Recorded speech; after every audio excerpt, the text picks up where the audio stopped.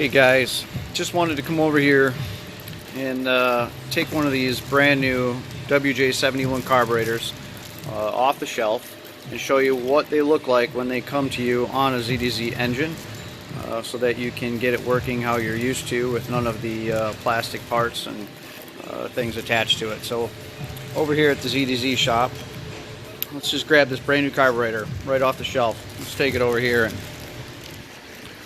we'll go over to the build station. There we go. Let's open this thing up and see what we got. Okay, so a couple things.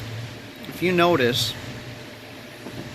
there's a plastic knob here, and then of course this plastic connector here, which is actually a lock for the choke. So when the choke flips closed all the way, it locks and then it releases with the throttle. So that's not what we want for an RC airplane setup. So we want to go ahead and get rid of this part on here completely. But I don't want you guys to take off the actual butterfly. I don't want that rod coming out, because this little screw in here, if you look back on the other side, it's kind of peened over there a little bit. It's not made to go out and go back in. See that? So if you take off this shaft, what you're going to have is your screw hole in there is going to be, I mean, the screw will go back in, but it's not going to hold it in very well. We've seen things like that screw getting ingested through the carburetor into the actual engine itself. So not a good idea.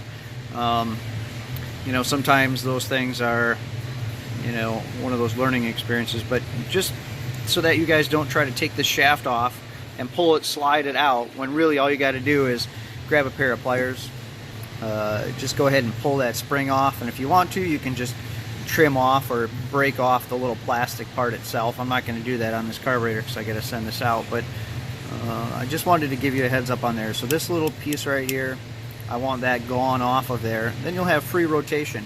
Then you can change, you can take this off, unscrew this, and you can actually put on a crimp-on arm, or a arm with a set screw, I should say, and then, you know, that'll be the same standard setup that you're always using.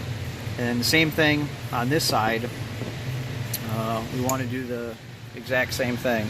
So when you're changing these out, make sure you take off this black little arm here, this lock, and then take off the throttle stop as well. And then you'd want to go ahead and pull off the spring on the throttle. Would be the last thing. That way your throttle is free floating, and then you can basically take a die grinder, a Dremel tool, and just grind this little flat spot off right there, right on the top. Yep, that spot right there.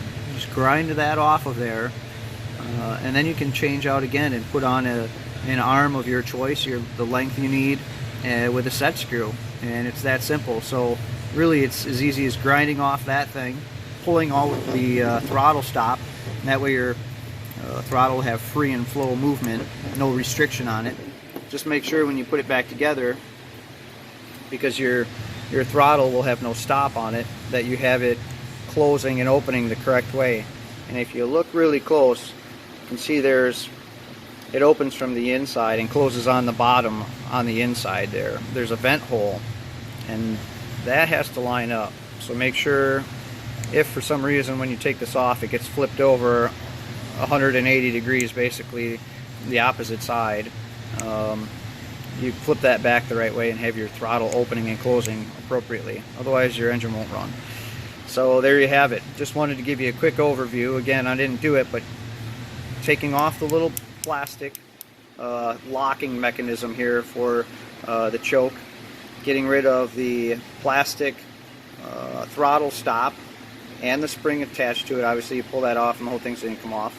And then what we like to see happen is taking a Dremel tool to this little flat spot there, which is basically just pressed over this fitting on here, and we don't like that. That's set up for a weed whacker. And then pull off the spring, and there you have it. Put your arms on in the position you need them to work and operate, and there you go.